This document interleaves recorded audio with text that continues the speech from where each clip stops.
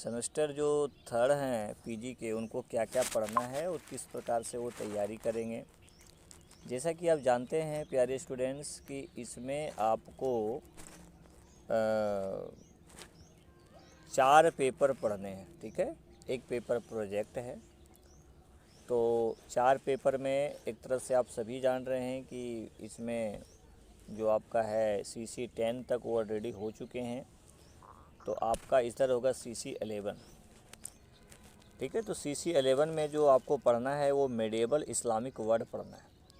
उसमें क्या पढ़ना है कि जैसे इस्लाम का उदय कैसे हुआ, rise of Islam, social and political background, मतलब कि इस्लाम के उदय के सामाजिक राजनीतिक पृष्ठभूमि क्या थे, कॉन्स्टिट्यूशन ऑफ मदीना, मदीना का संविधान, इवोल्यूशन ऑफ इस्लामिक स्टेट, है ना, मतलब क्रांति जो उसको बोलते हैं, इस्लामिक राज्य क्रांति, Islamic state and society under the early caliphate, उसमें अबू बकर के बारे में पढ़ना है, उमर, उस्मान के बारे में पढ़ना, अली के बारे में पढ़ना है, Umayyad and Abbasi, state and society under the Umayyad के अधीन जो है सो जो स्टेट का उदय हुआ उसके विषय में देखना है, state and society under the Abbasi के अंडर में कैसे हुआ, condition of women and slaves, और उस पीरियड में जो अवस्था थी वो महिलाओं की और आपका जो है सो दासों की वो कैसी थी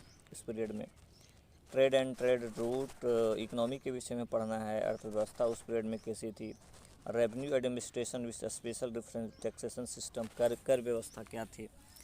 एंड एक इसमें और यूनिट पढ़ना है आपके CC 11 में, वो है art and architectures, cultural, scientific and intellectual contribution, इसमें आर्ट एंड आर्किटेक्चर क्या योगदान रहा कला के क्षेत्र में, लैंग्वेज एंड लिटरेचर, भाषा और साहित्य, historiography, geography, astronomy, medicine, mathematics and philosophy. मतलब कहने का मतलब है कि इस्लाम का जो उदय हुआ इसका प्रभाव जो है सो वहाँ पर मेडिसिन, मैथमेटिक्स, फिलोसफी, इसका कैसे वहाँ पर सांस्कृतिक रूप से प्रभाव पड़ा है ना, इस सब के विषय में आपको पढ़ने हैं।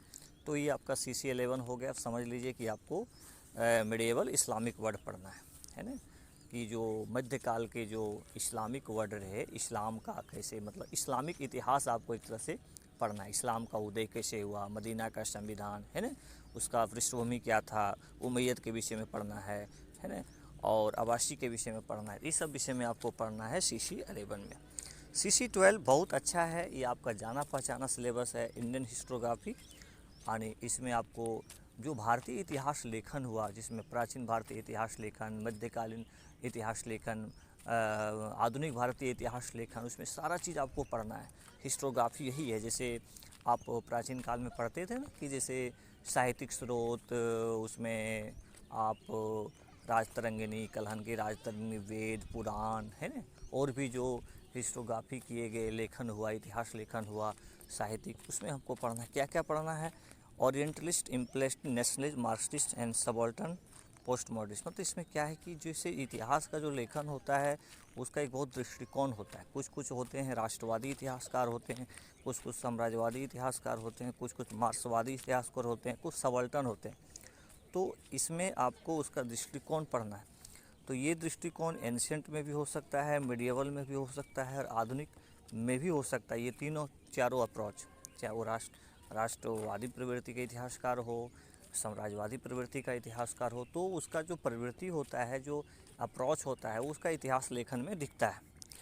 दूसरा यूनिट है tradition of historical writing in ancient India, इसमें इतिहास, पुराण ट्रेडिशन, बौद्धिस्ट हिस्टोग्राफी, बुद्ध में आप जानते हैं बौद्धिस्ट में बहुत सारे इतिहासकार हुए है ना, और उसके विषय में पढ़ना है। जैन हिस्टोग्राफी क्या है, जैन इतिहास लेखन में बहुत सारे जैन साहित्य के विषय में आपको देखने को मिलेंगे है ना। बाणभट्ट, हर्षचरित्र बाणभट्ट, उसके विषय में आपको पढ़ना है। नेक्स्ट इम्पॉर्टेंट है medieval India, broad trend in the writing, यानी मध्यकालीन में जो इतिहास लेखन, बहुत सारे इतिहास लेखक हुए हैं, कलहन, अलबरूनी, जियाउद्दीन बर्नी।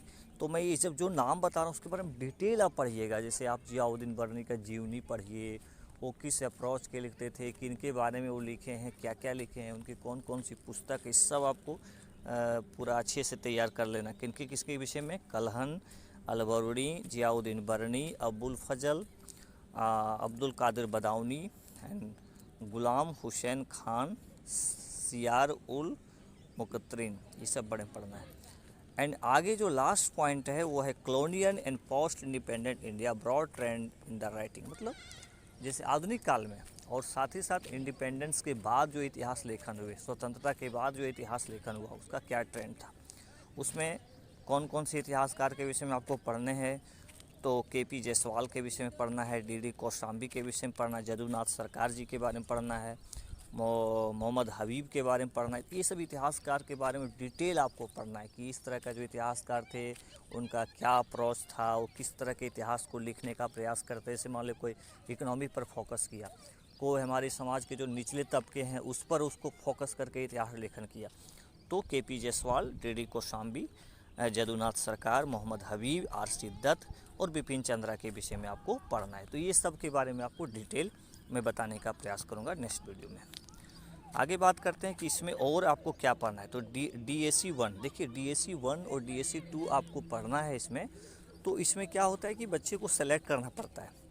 तो आप जिस कॉलेज में पढ़ रहे हैं वहाँ सर से आप ज़रूर एक बार मतलब मिल लीजिएगा कि वो DAC 1 में कौन सा ग्रुप ए वाला रखेंगे कि ग्रुप बी में। जैसे मुझे जहाँ तक समझ है कि पिछले साल लोग ग्रुप बी ही रखे थे, तो आप एक बार ज़रूर संपर्क कर लें, उसके बाद फिर अपना चुनाव कीजिएगा। सर से ज़रूर मिल लीजिएगा, चौधरी सर जो हैं वो आप निश्चित रूप से उनसे सजेशन ले लीजिएगा।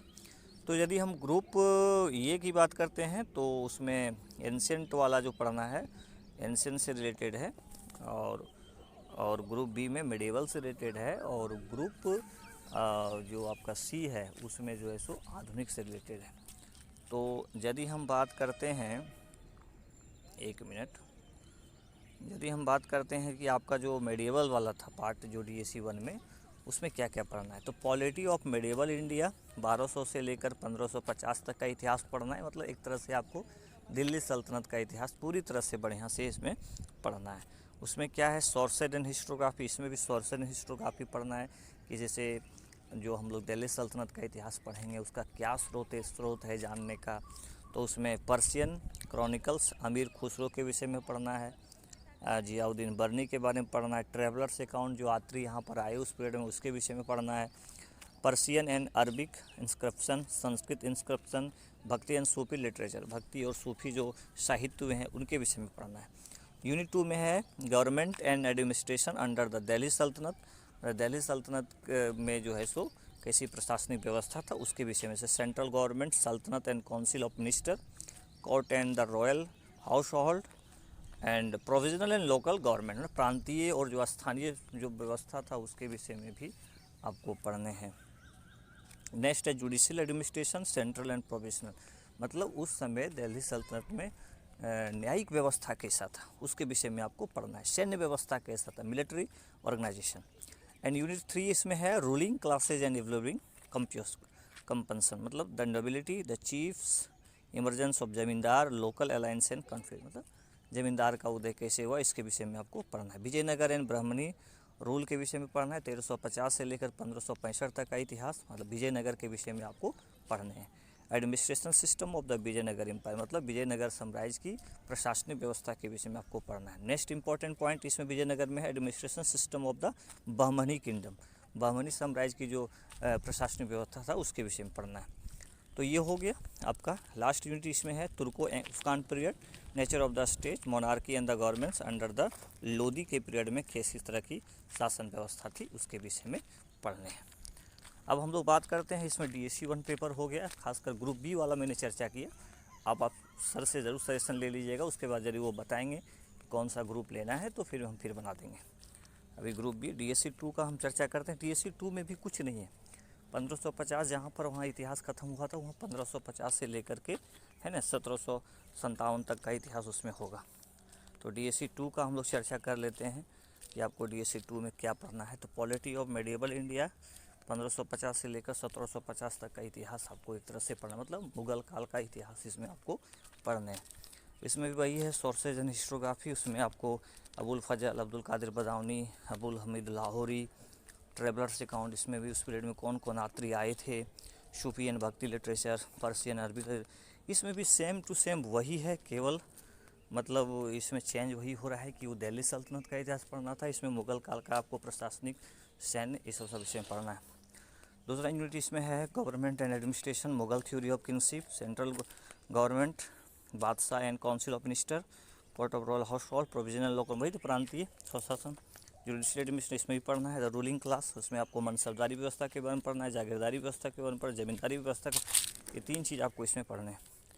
मराठा एडमिनिस्ट्रेशन, इसमें पढ़ना एडमिनिस्ट्रेशन स्ट्रक्चर, जो अष्टप्रधान वगैरह के बारे में आप पढ़ते हैं इसमें पढ़ना है। नेचर ऑफ द स्टेट, राज्य की प्रवृत्ति, social base of the Maratha state, यानी मराठा काल की शासन व्यवस्था, उसकी सामाजिक, उसकी आर्थिक, उसकी राजनीतिक व्यवस्था इसमें पढ़ लीजिएगा।